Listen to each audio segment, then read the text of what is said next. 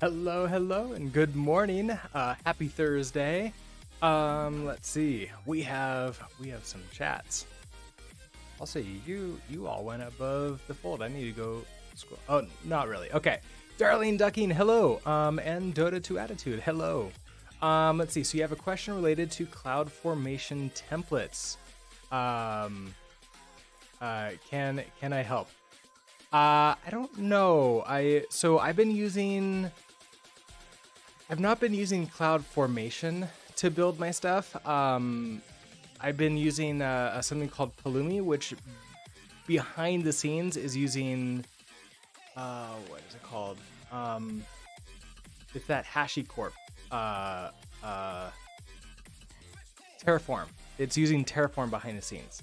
So I know a little tiny bit more about that, but I don't really know if it would be helpful with CloudFormation. But maybe it's not. Maybe you could ask, and then the worst is I'll say no, I don't know. I've gone full cloud provider. I mean, where else am I gonna like put this? It's gonna go somewhere, but we're gonna figure out where we're gonna. Today is like figuring out where we're gonna put stuff and deploying it that way. Because planning this type of stuff out is important. Otherwise, you get charged a lot, which is not ideal.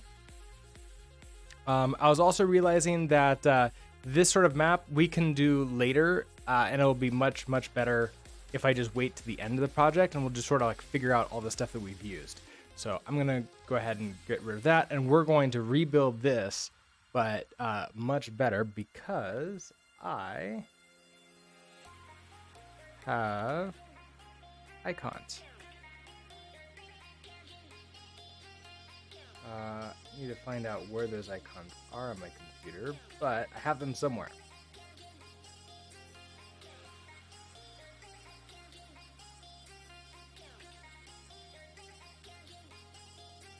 Okay, yes, I have all sorts of fun icons. We have all the AWS architecture service icons, category icons, resource icons inside of each of these. We have all the things. So for example, in compute, we have different sizes, so 32. And then let's see, what do we got? Here is EC2. There is the EC2 icon. Your Xbox is one province away now. Ooh. Are you what's the first game you're gonna play on it?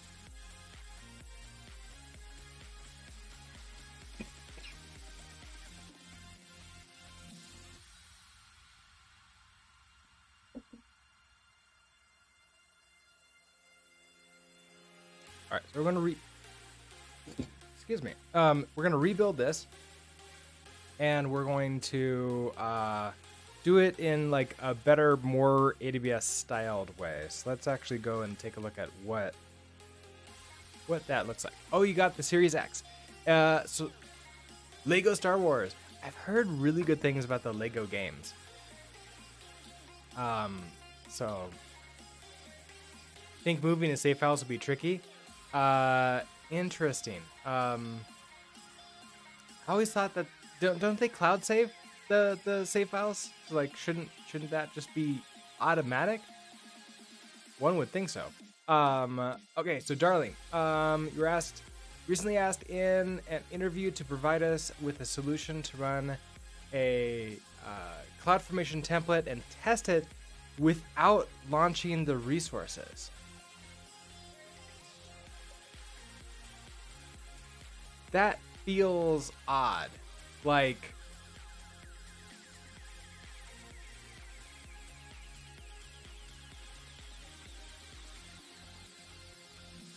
to test the CloudFormation template without launching EKS cluster, so at zero cost. Is there an AWS CLI command to like do a dry run? Like maybe you could have it do a dry run, and that would be as close to testing it as I could think that it would do. But like, yeah, if you like, even in the most expensive database and EC2 system, like, system world, if you bring it up and then take it down right away, that's not going to be very expensive. Sometimes they don't even bother charging you. So like, it could just be auto bring up and tear down, just like have the code in place for like just auto deploying and removing. But yeah, dry run commands probably would be the best way to do it. So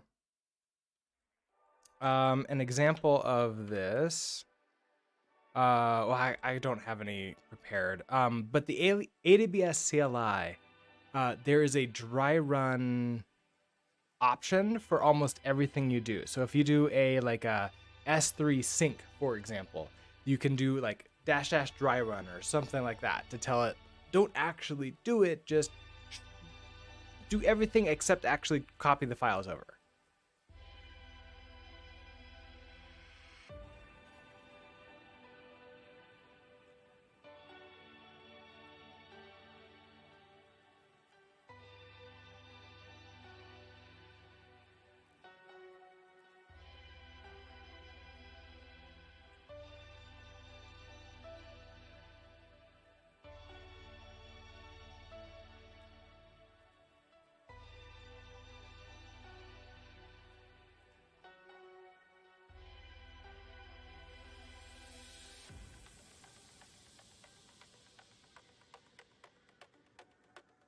So I was hoping to find that AWS documentation is like the worst.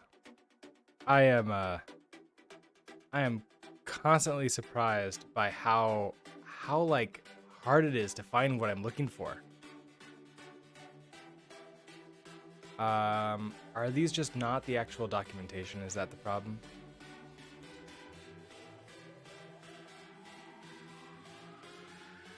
Give me real documentation.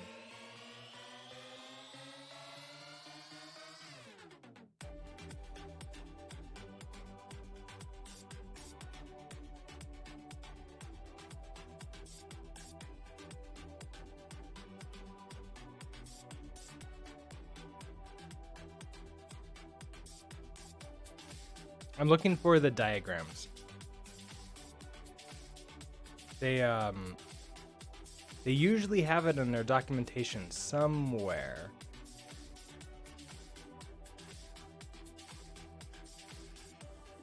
Okay, so close, we have regions, VPCs, availability zones. So that's probably good. So we're gonna have a region. So I'm doing just like a single region first. So we'll start with that. So I'm gonna start over with all this, and we're gonna use my nifty new icons. I'm gonna put these over here so I can actually see them.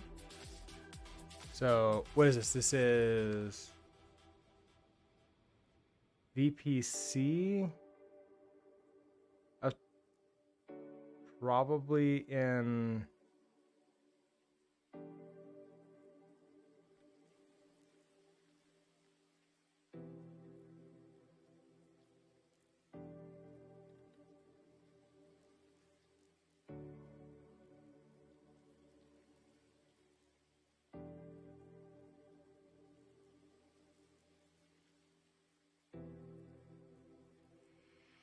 okay, so VPC access point.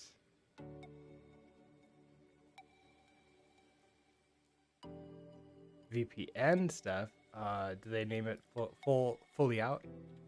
So like virtual private. Oh yeah, they did. Virtual private cloud. Okay, so here's this. Oh, but then before that, we need region. So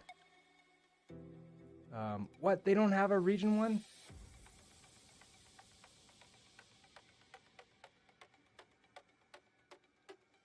Oh, that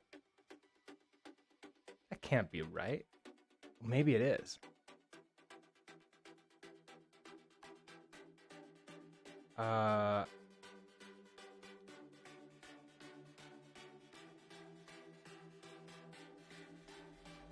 Yeah, okay. I don't know if they have a region icon. in this pack that they gave me. I looked through everything for the word region, and so unless they did something weird with the spelling, but most of the things are spelled out correctly. So, All right, so this is all going to be within a single region. So I can actually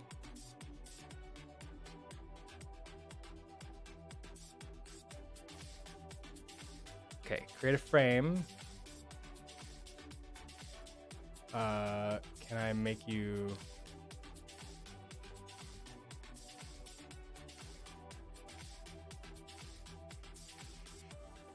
There, nice and dark. So we'll say that this is going to be a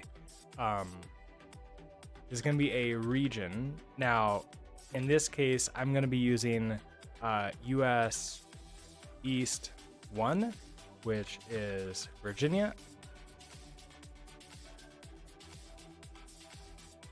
Also has the most services available for it.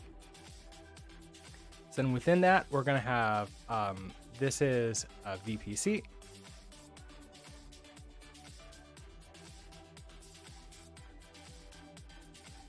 KO2 fan, hello.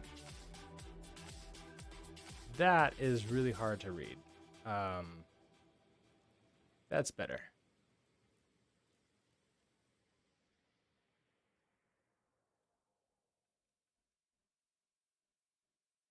Oh, cool. I don't need to do that, though. Okay, so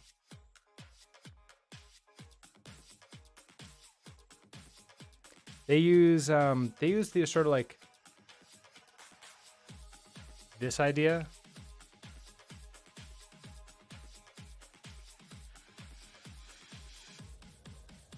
You wiped your developer database by accident. Yeah, that happens quite often. So any new developers here who this happens all the time. We developers tend to, especially if we have like IT experience and like, you know, system administration type stuff, we tend to run our stuff really hard and just like, let's just try it. And then we wipe dev, we wipe test, we wipe everything, so that we don't wipe prod ever, because we're willing to wipe everything else by accident.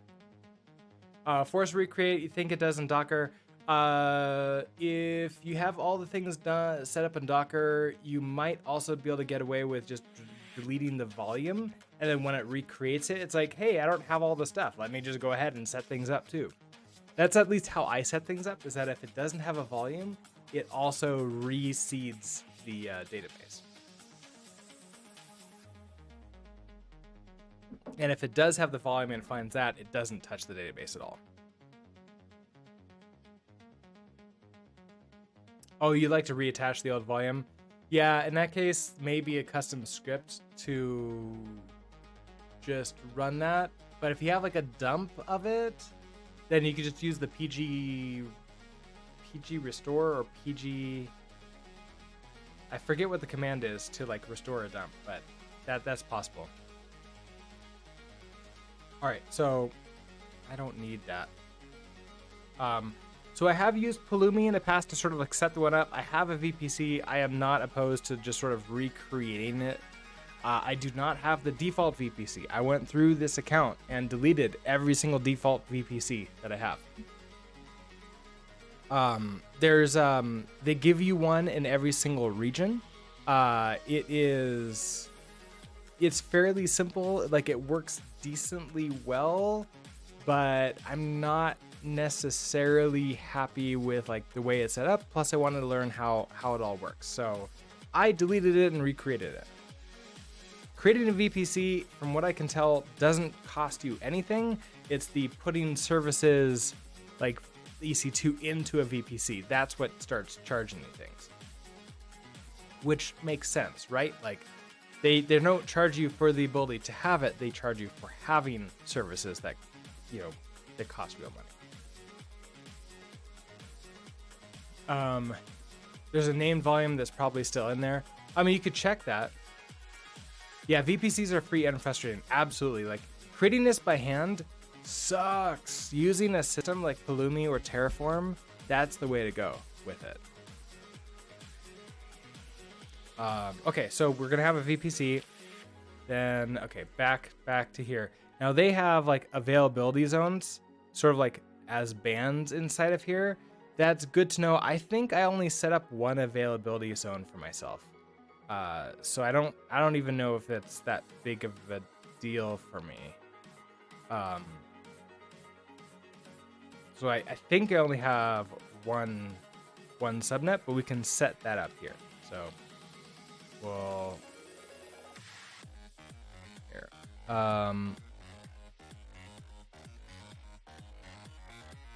Can I do a shape?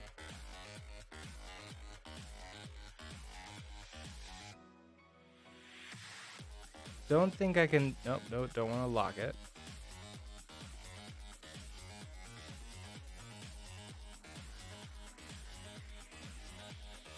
There's not really much for me to do with like something to like make it obvious that it's an availability zone.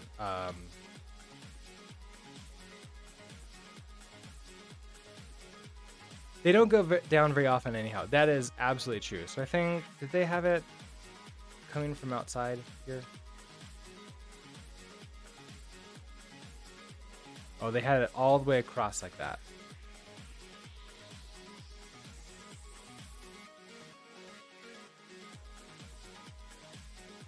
So my plan is to,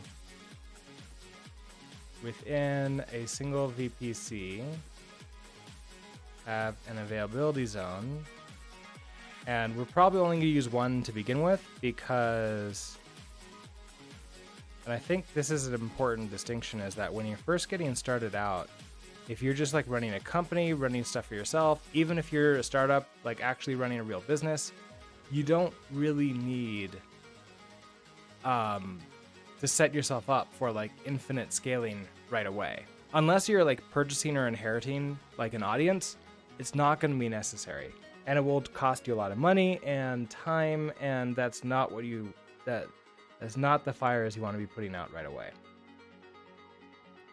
Later on, it becomes a problem, but that's like, if you get to that point, congratulations, you've passed the most difficult part of being a startup. Okay, so availability zone. Do I?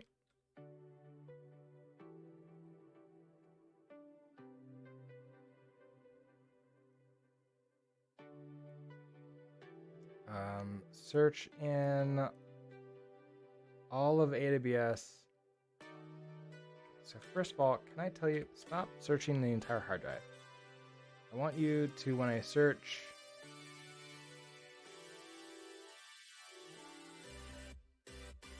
when performing a search in the current folder. Okay, so search for avail. Nothing. Okay, so I have no availability zones here. So we're just gonna say availability zone. Put that up there. We'll just say like this is availability zone A, for example. Most regions have 3 availability zones. Some have less, some have more.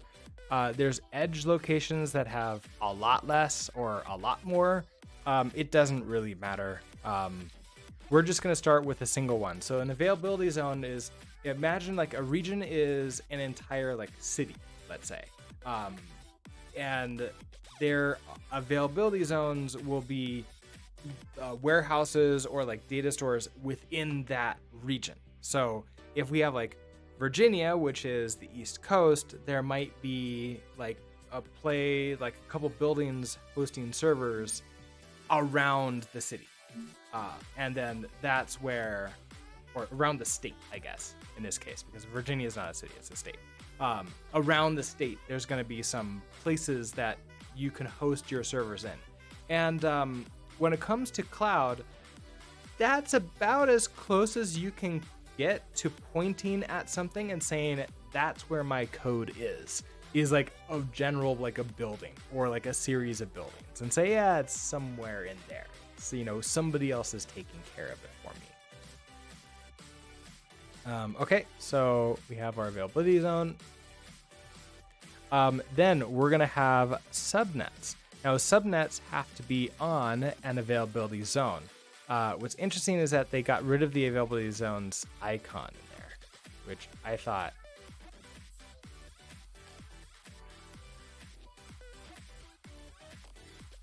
Maybe we can find a better image. Okay, here we go. So we have our region, our default VP. So they're using there's a showing. This is what the default VPC is. So region, VPC, availability zones, and then they're putting a subnet in each availability zone for maximum availability. But I'm going for I'm optimizing for price here. So I am not going to be following what they have here. If I did, I might accidentally use more than what I would want to. So I'm going to just create in a single availability zone a single public subnet. So that, let's now find, how about subnet?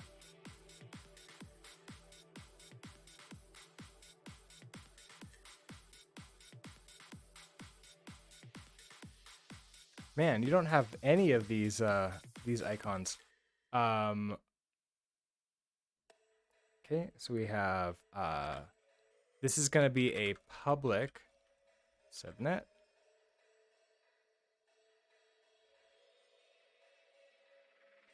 And I am only going to have one of them. So once again, come right to the edge and we're going to fill up this availability zone with a public subnet.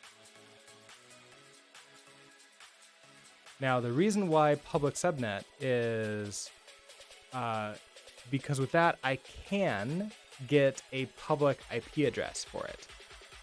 And anything inside of here can reach out to the internet, so I don't need to pay for a NAT. If I had a private subnet, which I think they might... Oh, they don't have that. All three of these were public subnets. So if I had anything that was like needed to be very, very, very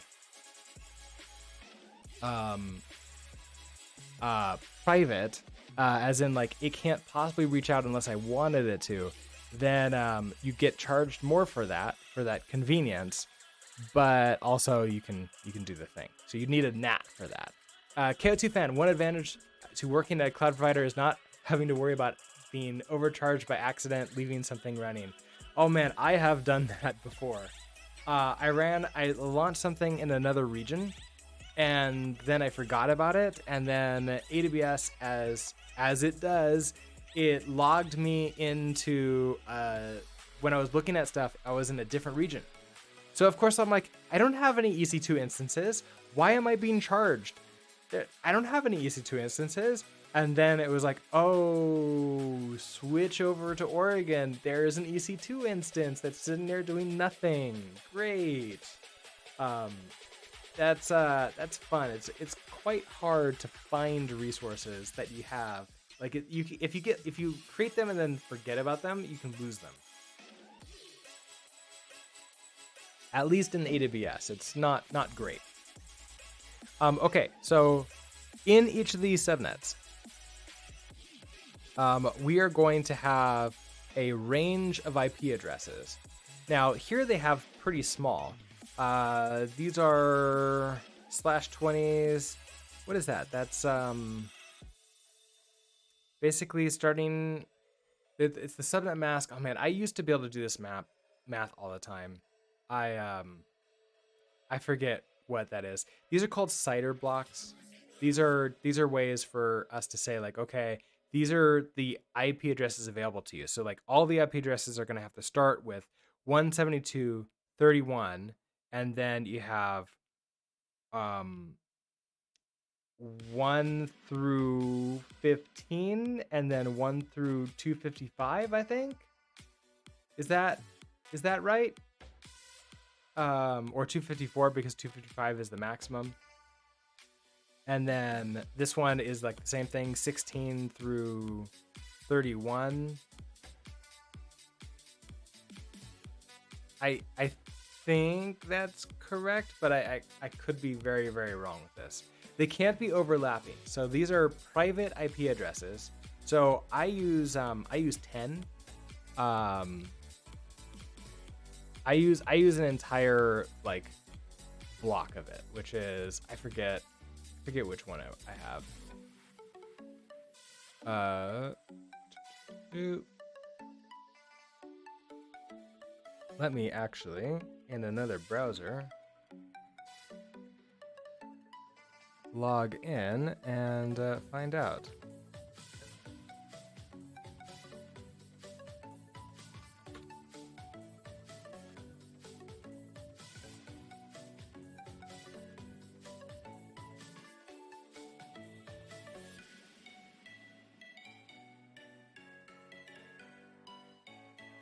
Have to go through my two-factor. By the way, if any of you are doing anything with cloud providers, it doesn't matter which one, make sure you have two-factor authentication set up. Just do it. I know it can be a hassle, and especially if you're not used to it, like it just may not feel like it's absolutely necessary. For these type of things, it absolutely is necessary. If somebody gets a hold of their root account, that two-factor is going to it's going to save you. And people can get really, really bad charges if somebody uses it, because they will rack up all sorts of crazy things for you. All right, so let's go to VPC.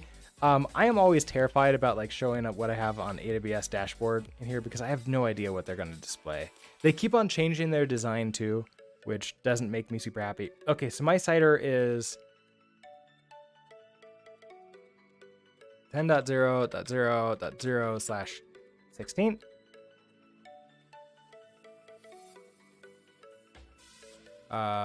Actually, I think they put this in the bottom, didn't they? Yeah. So this CIDR is like, I think I have these two blocks here, or maybe just this one. I don't know. It's enough. It's enough IP addresses, and changing this out later is not that hard for me to do. So I can change this to a /32 or a / something else if I really want to at another time. But basically, I can use anything that's like 10.0.0.1, 10.0.0.2, and so on. So 254 things on here should be fine. Okay. So we have that.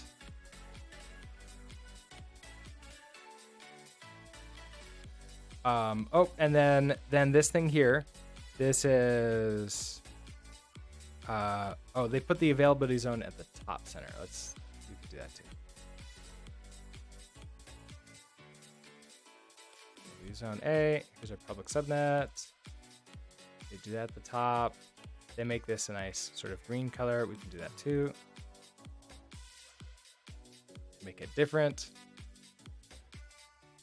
There we go. You've heard of students racking up $1,000. Yeah.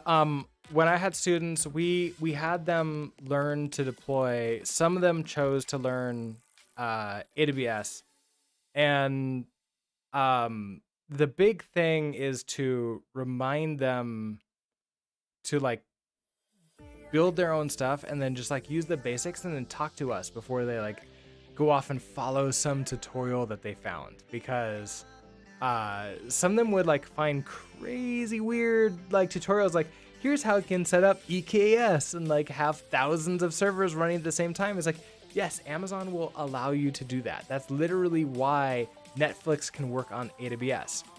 You do not need Netflix. Like, you don't need that level of architecture. And if you do, you will be charged like I'm sure Netflix is charged. And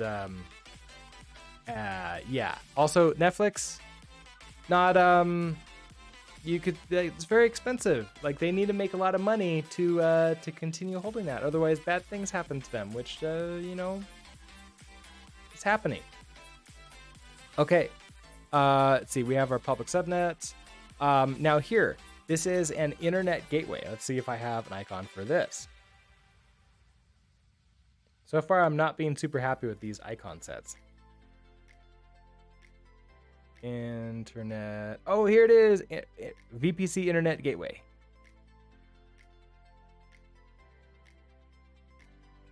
Oh, I only have a 48 size thing. Okay, that's fine. Oh, and I have a dark version. But this is light.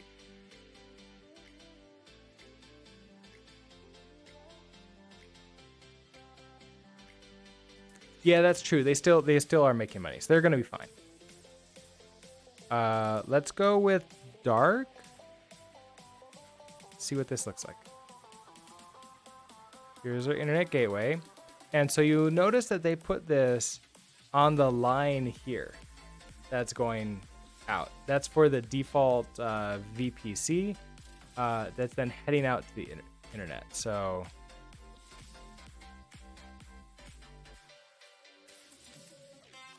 yeah, so public subnet is here.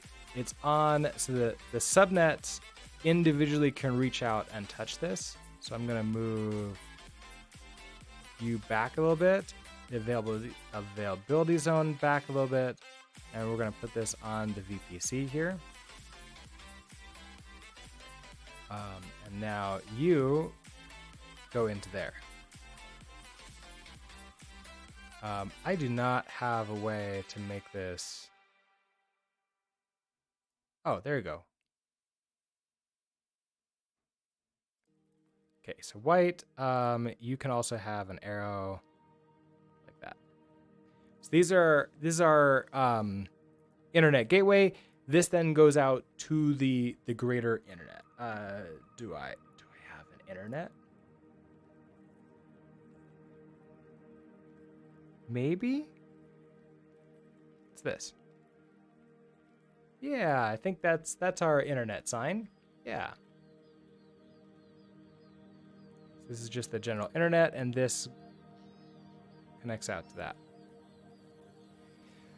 So now everything in here, because I hook up the public setnet to this internet gateway, can now connect out and like get out to the internet. And if I give it, if I create something in here and give it a public IP address, then things can reach out and go into the public subnet too. So it's not as secure as a private subnet, but for what I'm going to be doing, not completely necessary. And these are one of many, many, many reasons of why I'm not going to handle passwords myself, for example. I'm going to have other services take care of that for me. So that way, hopefully, all the things that I store in a database, for example, are going to be things that hopefully nobody really cares that much about if they're compromised.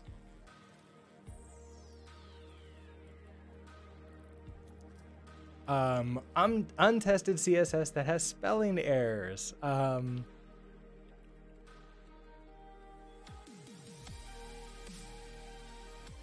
That's fun. Okay, so that's like the basics. So we're just going to use one of these. Let's see. Is there anything else?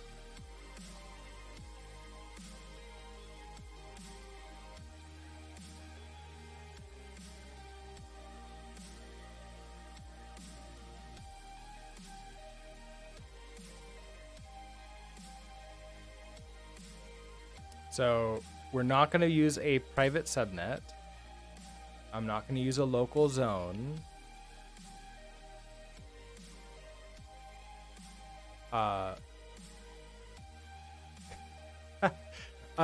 Budada, hello. Every password should be stored as MD5 and backed up as plain text. I mean, of course it does. Like when somebody says that they want to reset their password because they forgot it, you need to be able to send it to them in email, right? Like so they can remember what it is. That's like the best user experience, and it provides the most optimism, most confidence in your application that they know what you want. Right?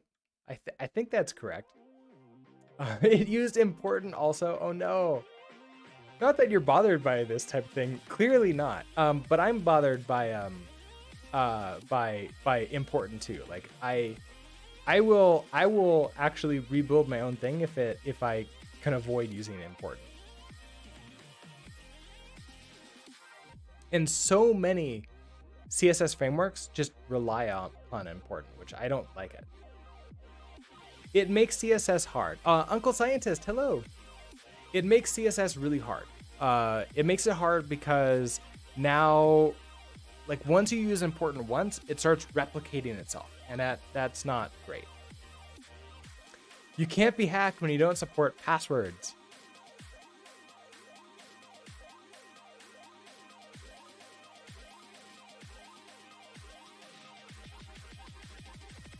Yeah, let's just change the definition of hack. That will be better, right? Like then I can never be hacked.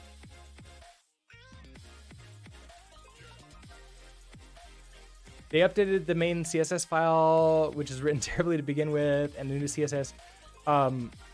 So, have you all heard of the broken windows theory?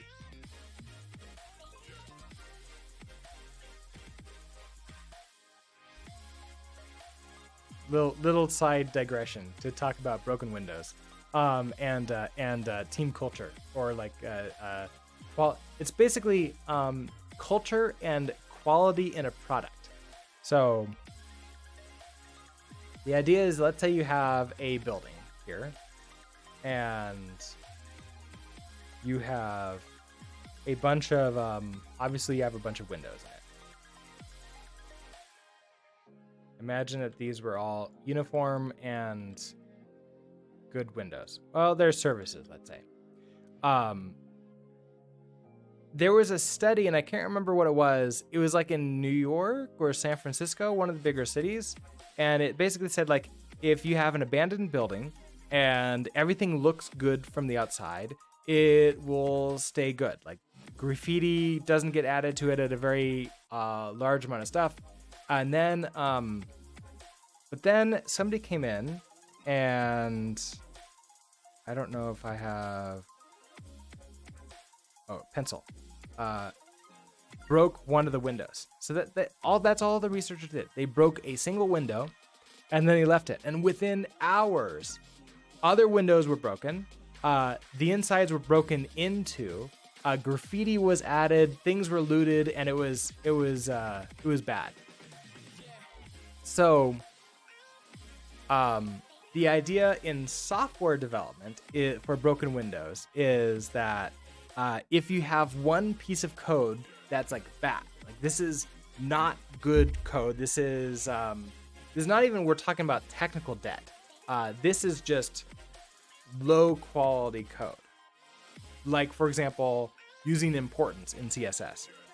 Then another developer is going to come in there, and broken window theory states that unless there's a culture of fixing that broken window first, they're going to instead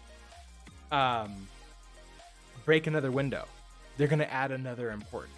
They're going to just continue and make it worse. And that's just going to happen, and that's how your code can rot. Because all it takes is one mistake. One little, like, okay, I'm going to be a little bit lazy this time and not do the highest quality, and then everything just starts going downhill from there. And it's terrible. You thought you were referring to the OS when you started talking about broken windows? Oh. Yeah.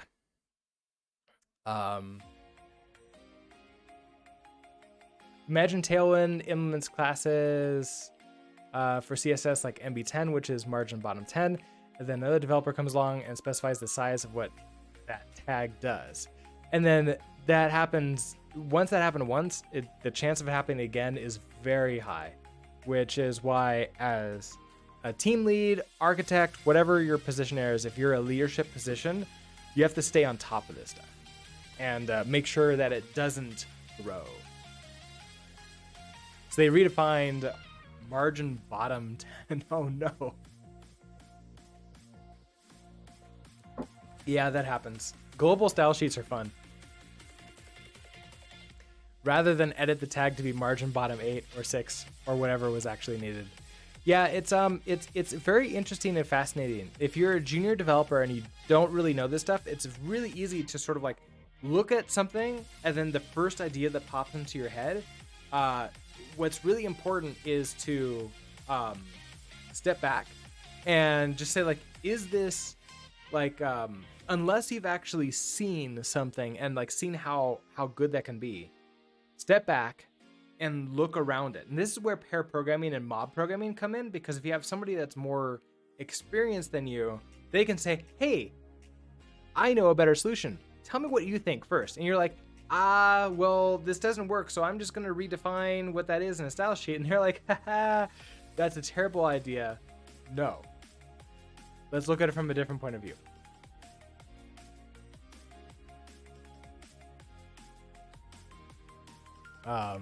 But that takes mentorship, and if you have somebody working on their own solo, they're not going to get that. Not until code review time. It's neat when you're helping a junior and they just stumble into a better method than you do yourself. That's the best part. Is then you all get to learn and improve and things get better. And like that's the opposite of broken windows, right? That's when you're fixing things up and making things better.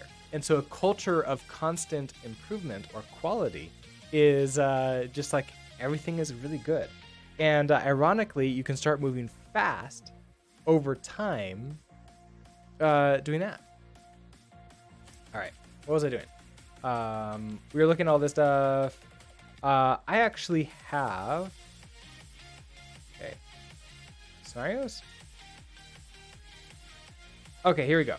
VPC with a single public subnet. This is quite like similar to what I'm doing.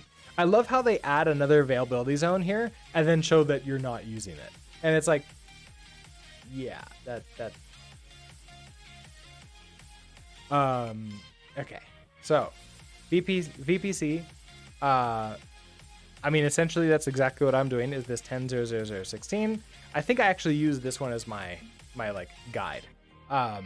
We have our availability zone. We have a single subnet inside of here. This is representing a service running inside of that subnet. So, for example, EC2 in here. And what is that?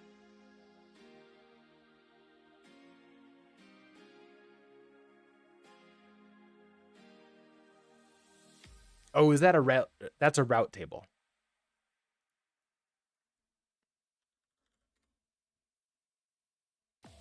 No, that's not a route table. Route table looks different.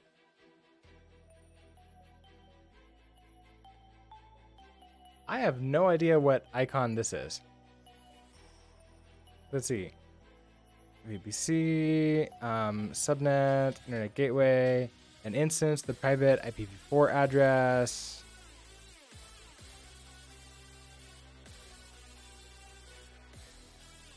A custom route table.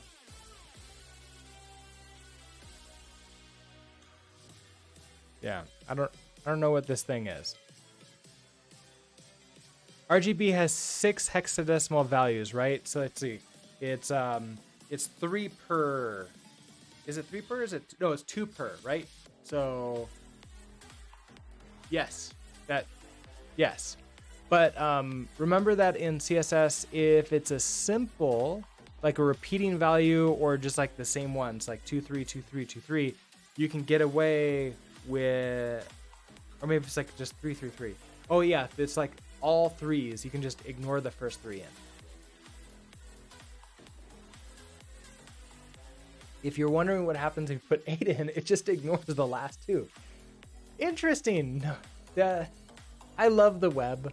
The web is like that friend that you think is a friend, but is just doesn't care about you. And so therefore won't ever tell you if you're making a mistake or anything. They think they're being nice to you, but they don't really know how to be a good friend. So they're just quietly fixing things behind the scenes and letting you think that everything's fine when it's really just broken, but they're just fixing all your work and making you think that it's all just fine.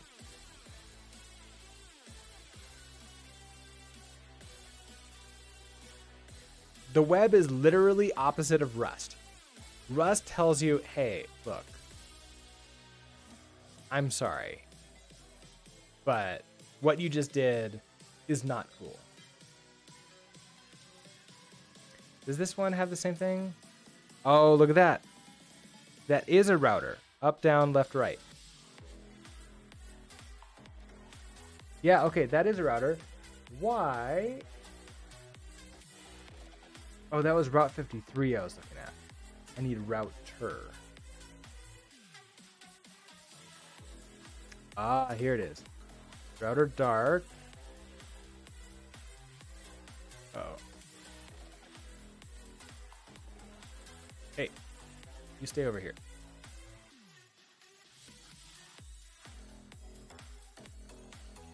Router.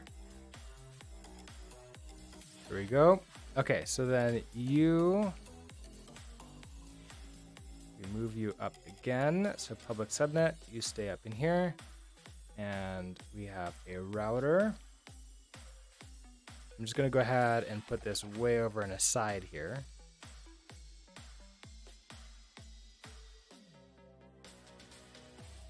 And so you, guess like, is the services touch the router, right? Yeah, the services hit the router, and then the router connects to the internet gateway, which then connects out to the internet. So I guess I can put you like this.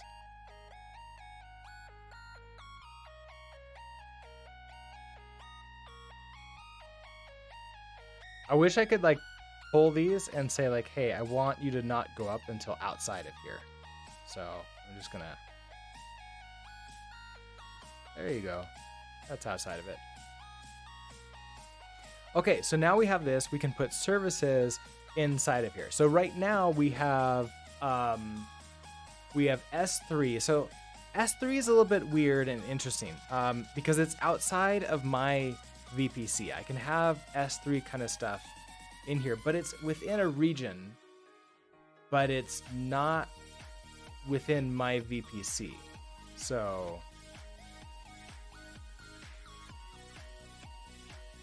I'm going to group some of these together. Group you all. Nope. Group you. Group together. So outside of a VPC, okay, did not tell you to create that.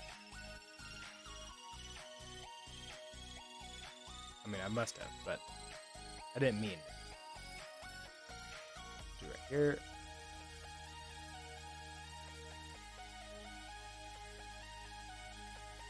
I can also make this bigger.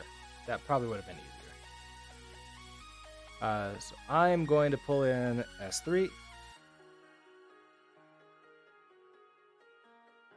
Not S3 on an outpost.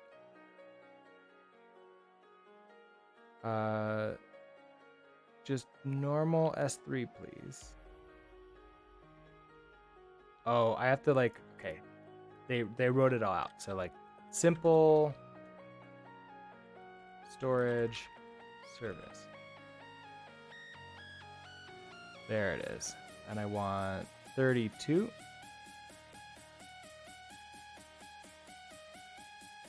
Now I'm putting this into East Virginia. So this is S3.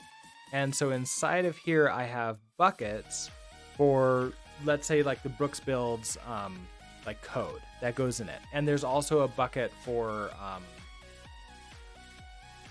what is it called? The logs, any logs I do, which I don't know how much, like how long I'm going to keep that up, because you get charged per gigabyte, but it's like, it's also not very much in there. Like for example, I have like a whole bunch of backups for like my personal stuff in a different AWS account, and that's costing me 27 cents per month to keep, which is a lot better than like the 10 or so dollars per month that something like Dropbox wants me to pay. It's like, it's one of those things where AWS can be cheaper, but it can also be really way more expensive if you do it wrong. Okay, so we're gonna have S3 here for buckets. And we actually have our deployment system set up here. We can go take a look at that. CD, where is it?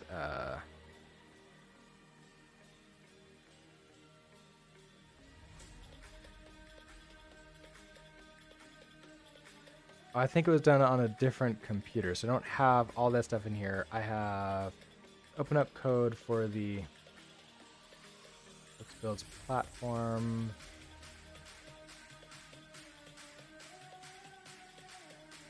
And index.ts is my Pulumi, and this is the deployment architecture for everything that we have. So we can take a look and see in main here what we're doing. So we have an AC. Okay, so the order that we created this stuff in is a little bit weird. So we have to have an ACM, an Amazon certificate. We use Amazon Certificate Manager.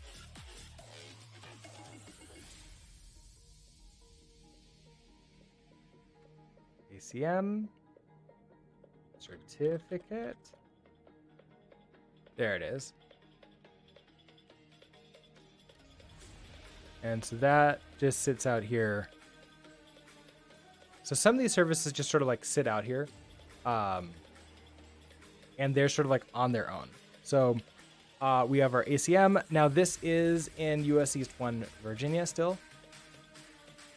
We do that because this certificate has to be in US East 1 for not CloudFormation, for CloudFront to work. The names of these services can be tough to sort of like remember exactly what they are. Okay, so we figure out what the domain name is. In this case, it's brooksbuilds.com. We create, figure out what our bucket name is, and we create 2 buckets. So these are S3. We check to see if we have a certificate. If we don't have a certificate, create one. If we do, just use the ARN that we already have.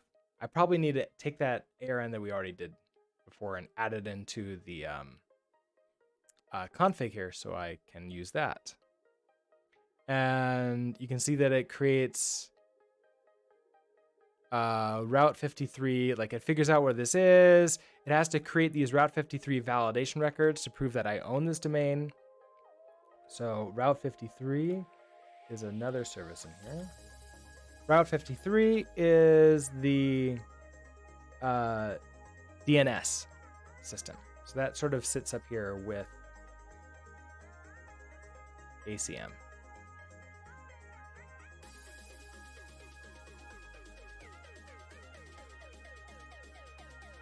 Let's see. I create an access identity for connecting to S3.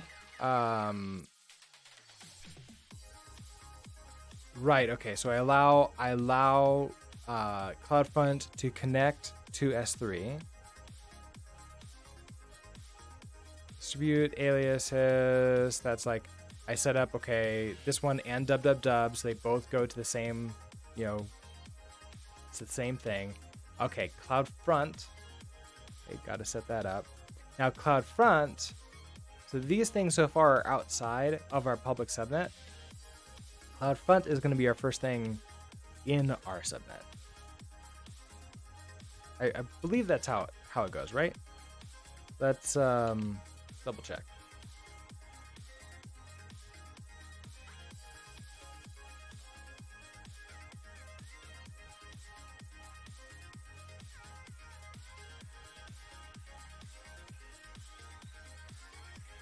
And it would be nice if they had some features document. Can you just give me the real documentation?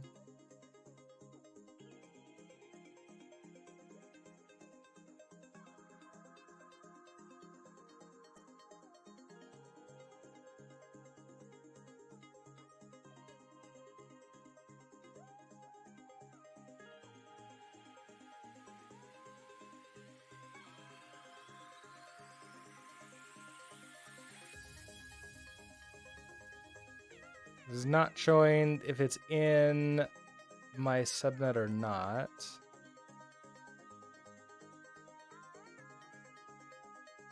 I wouldn't be surprised if it is, but I don't remember. Yeah, how there was content. Oh, that's just like from. Okay. No, okay, so that's locations, but that's their locations.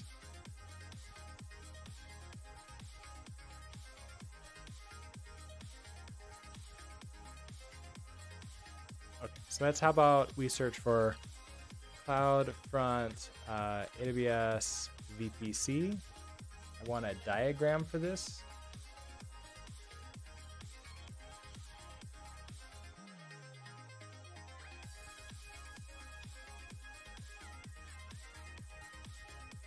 There's no CloudFront in here, so that's not helpful. CloudFront architecture.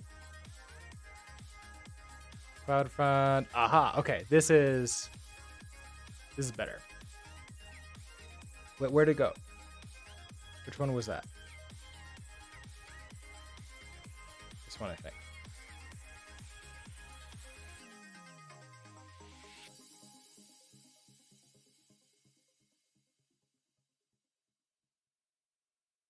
Okay, so here, it's a little bit hard to see. We have CloudFront sitting in here, and here's my VPC outside of here. So again, CloudFront is outside of my VPC, but it's in a region. That being said, like CloudFront also sets up regions that it's going to go into. So like CloudFront itself is kind of outside of regions too, kind of. I set it up and control it in US East 1, but it's going to make things available in many other regions for me.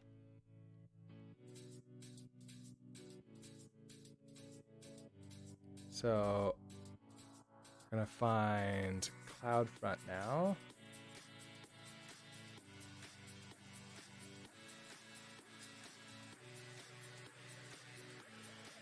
So this goes outside of here. So you're deleting this global CSS Quagmire file. I wonder if I should post in the main channel or just avoid the conflict. Let used to. Okay, I'll let used to. So you are going to reach into our bucket and then deploy, like, as far as we're concerned, this then deploys our front end. Just like down. Oh, stop. Not.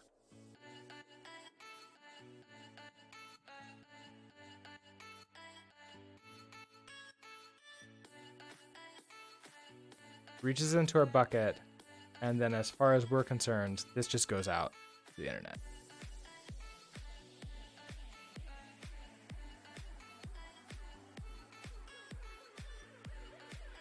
Maybe I should have another internet done.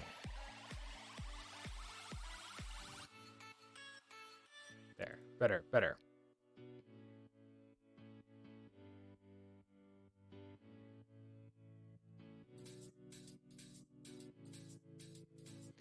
Also, it's going to use this certificate and this Route 53 here, and then deliver that content to our end users. So our front end is set up in u.rs, and basically I have a GitHub Actions that updates a bucket. Then CloudFront creates a CDN of those files, That way I'm not like directly always just from the bucket, because you get charged per gigabyte transferred out and in. So that way I'm only being charged per deployment. And then also I'm only being charged. It's not quite as bad when people go in and like use it. It's all cached here on this side. There's some like magic happening behind the scenes with CloudFront, but that's okay. I don't need to show all the things about how that works. But our backend, what we're gonna want here is an EC2 instance. So do I have to type it out? No, I don't. So I'm gonna want an EC2 instance.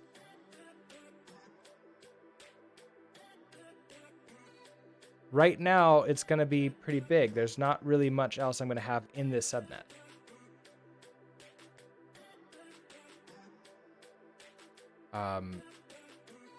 So this is going to be just like a simple EC2 instance. It's going to allow us to connect out to this router. Like that. I don't want to pull you. I want to do that. Okay, great. And then I want inside of here, we're going to run services. Now, I don't think you have things like Docker, right? Yeah, no. So this is probably going to be a... I can do Ubuntu or Amazon Linux. I don't know. It doesn't really matter right now for like the architecture side of it. Let's imagine that it's Ubuntu. I think more people are familiar with that. It would be like Ubuntu server. Then we're going to have a Docker. So I need a Docker icon. Or have one, do I?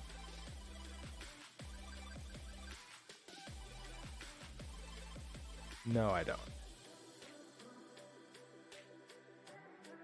Let's get transparent, PNG, from Docker. Okay, can I...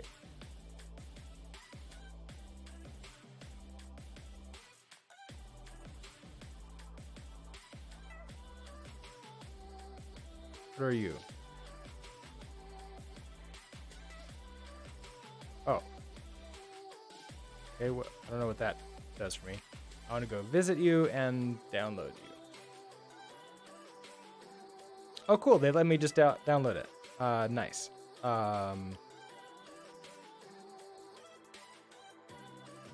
This one. Sure. Why not? Save you. This is Docker, and then you go into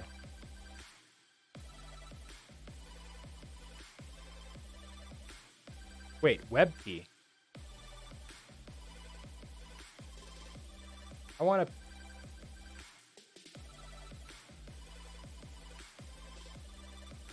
What's a WebP image?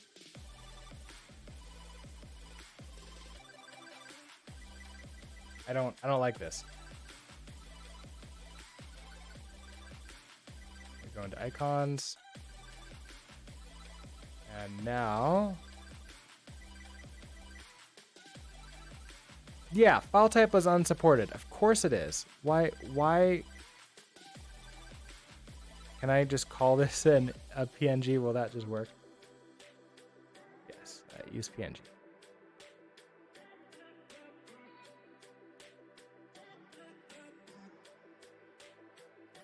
I don't think this is liking me just like claiming that that's a PNG.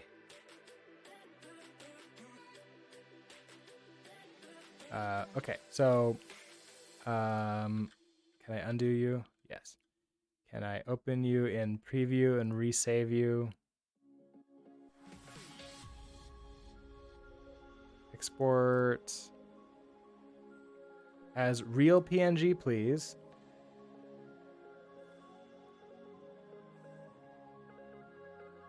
icons, a real Docker. Okay, thank you. Now,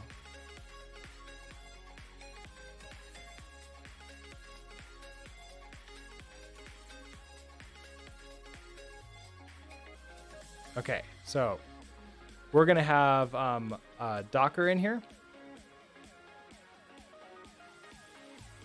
I guess like we'll just show like we're gonna have Docker in here, and it's gonna be running sec. Do we have, let's see, sec login?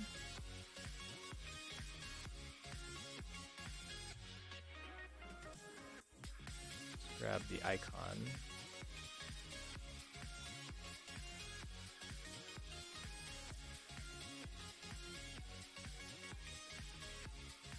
Is that an image? Oh, that is an image. Okay, we'll just save you. Ah, it's an SVG. SVGs don't work, so you know what I'm gonna do? I'll just screenshot you.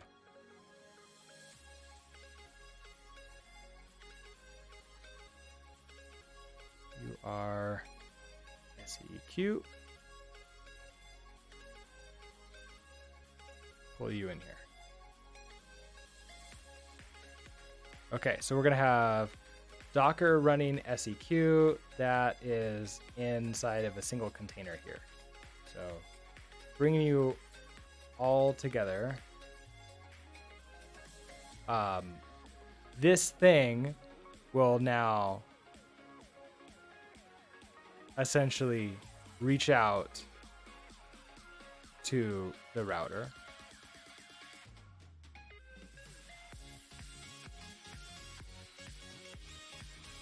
And then that goes out to the internet.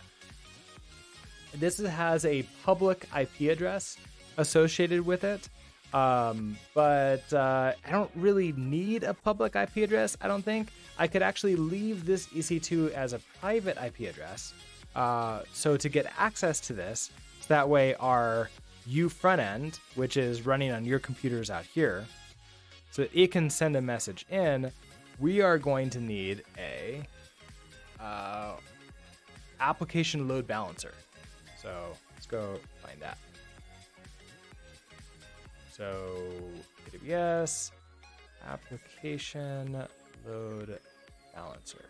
So this is probably going to be the most expensive thing I'm going to be getting early on in the AWS sort of like infrastructure. Load balancers typically are pretty expensive. Application load balancer is going to be nice because over time, as I add more services, it's going to become cheaper. So this is what we're going to do. We have our load balancer. We're going to have some targets, and then those targets go to different things. So that's a single load balancer for many different things that I'm going to use.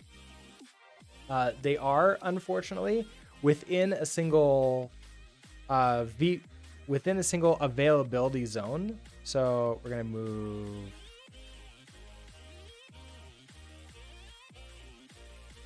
Let's move you out. Let's move you out. I'm going to have a load balancer in here. So application.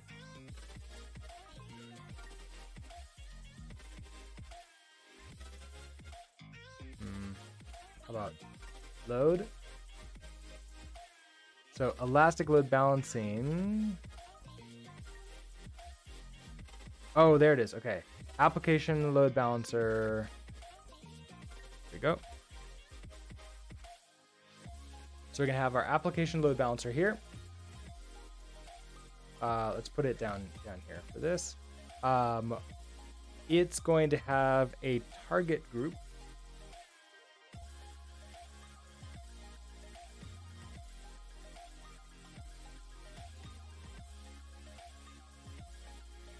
Oh, I guess like it doesn't know what that means. So,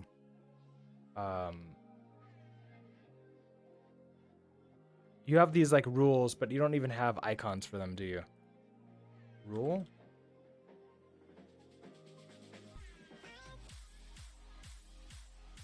Nah, okay. They don't really know what that is. Okay, so never mind. We're gonna have an application load balancer. Behind that, there is a target group.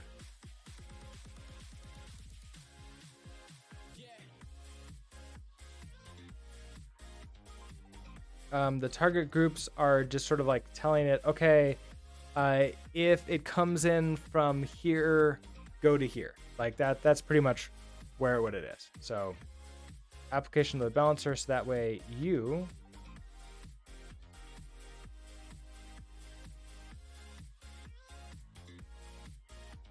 not what I want. Something I could figure out like how I was like creating these. Okay, never mind. So you come into here,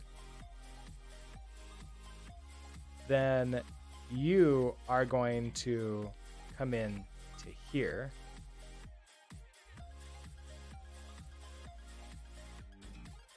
Now in the future, so we're going to start with sec, right? Now, if I create another service, like let's say Postgres, do I have a Postgres? Kind of. I can steal the Aurora one for this.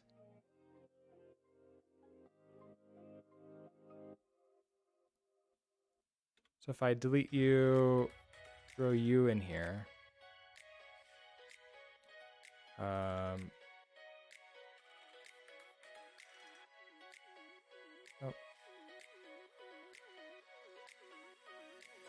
Group. There we go. Okay.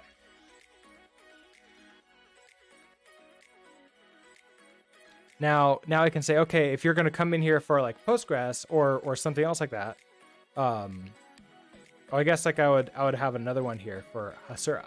So I don't have one for Hasura, do I? No.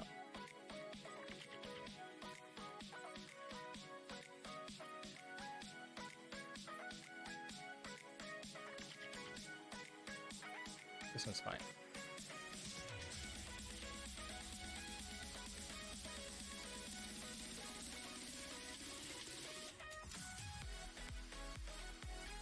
Nice. Okay.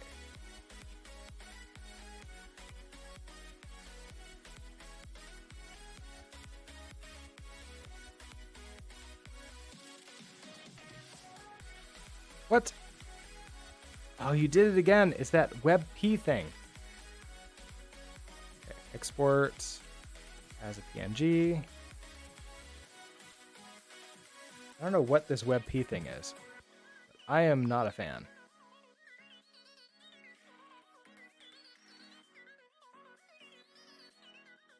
So I would throw. So then let's ungroup you. Delete you so that we have another Hasura instead of. Okay, so we have another Docker.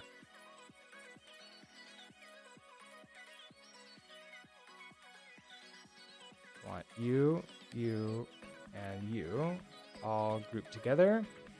So then that way this single load balancer here will load into you and load into you.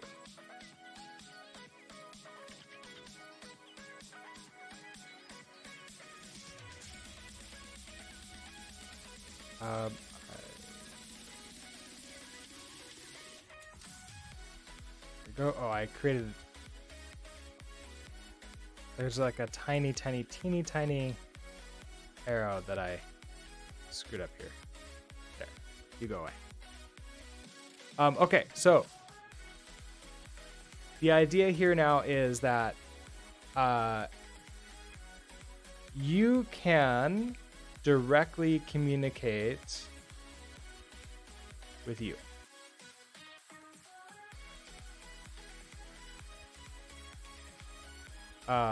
I don't actually need you to have a connection here. So we'll have an into the load balancer. Load balancer then says, hey, you want to go to the logger? Here you go. You want to go to our Docker? Here you want to go to Hasura? Here you go. There's that. You want to go to our backend? Okay. So we're gonna, once again, let's ungroup you. I don't have, does Axum have? Is it Axum? It is Axum.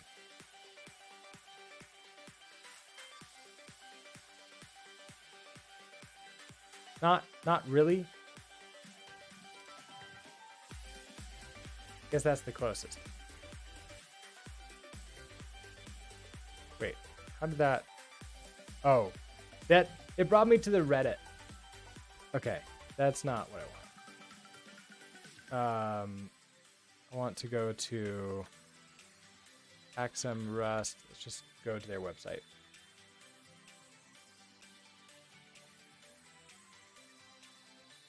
Oh, fine. Do I have the Rust one here?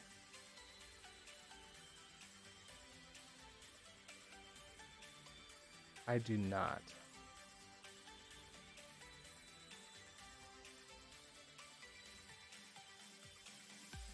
Rust, Lang.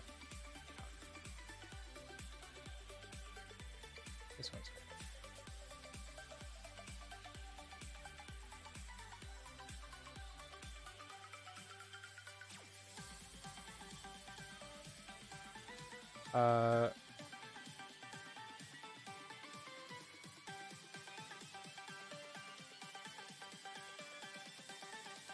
Okay, we'll save you as a real PNG, please. Thank you.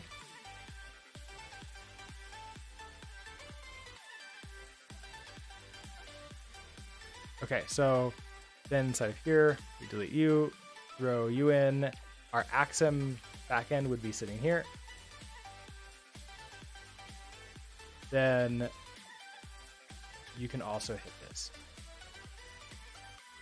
So this would be the general idea. We would have a single load balancer. This would be the most expensive part of the entire infrastructure. And then we would hit that and just use that for everything. So we only have to create one load balancer for this. I don't have to create one for logging. I don't have to create one for everything else.